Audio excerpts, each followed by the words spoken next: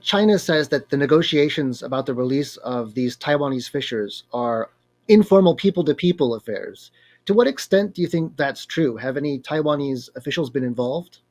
And that's why you have entities like the Straits Exchange Foundation and the Association for Relations across the Taiwan Strait on the PRC side. They allow the fiction of ostensible sort of non-official representation, but of course the sort of official side is not far behind.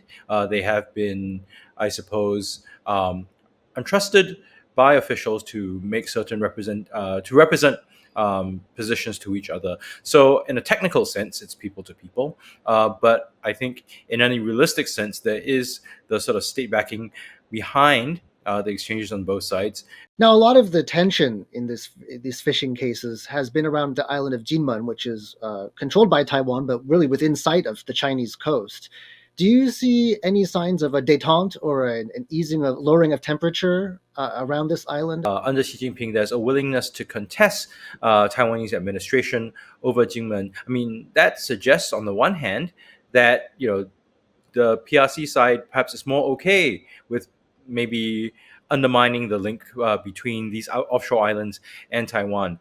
Maybe that's a way for them to show that Taiwan has no effective jurisdiction.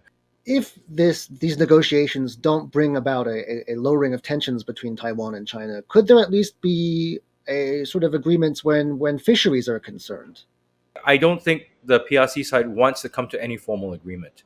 They want to be able to say that our law is the law of the land, or in this case, the law of the sea, in that even supersedes the United Nations Convention on the Law of the Sea, right? So there's very little reason why Taiwan or any other actor would want to accept that kind of a position, because the Law of the Sea extends some protections to weaker actors if there is acceptance of the PRC of PRC jurisdiction. It means that they have to act on the largesse, right, of Beijing. I don't think they want that.